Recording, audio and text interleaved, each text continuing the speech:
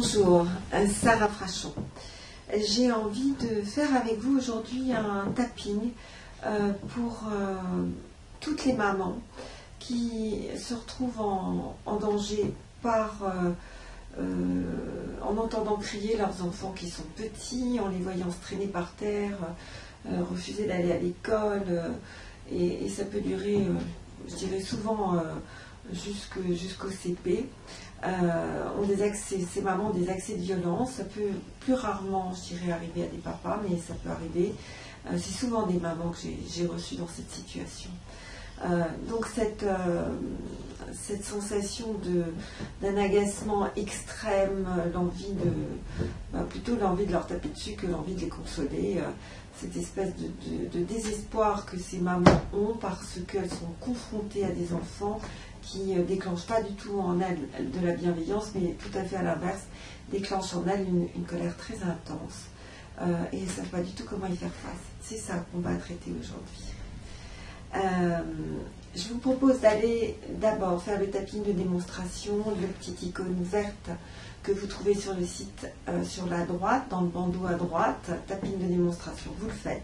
Et vous le faites parce que ce tapping va vous permettre de dépasser toutes les a priori qui sont à l'intérieur de vous sur cette façon étrange de tapoter et de régler des choses importantes à l'intérieur de soi.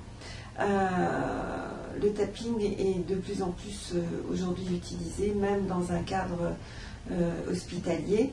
Et vous pouvez vous référer un petit peu à ce que j'ai écrit dans la news sur l'EFT qui rentre à l'hôpital. Donc, vous faites ce tapping de démonstration et vous revenez me voir. Et vous prenez sur une échelle de 10, maximum à 1 qui est le minimum. Comment est-ce que vous vous situez? Qu'est-ce que vous ressentez? Est-ce que c'est plutôt un agacement très important, une violence à l'intérieur de vous? Est-ce que c'est plutôt une sensation de désespoir, l'impossibilité de vous faire entendre, l'impression d'être totalement dépassé par la mauvaise humeur de l'enfant, par ses cris, par son opposition,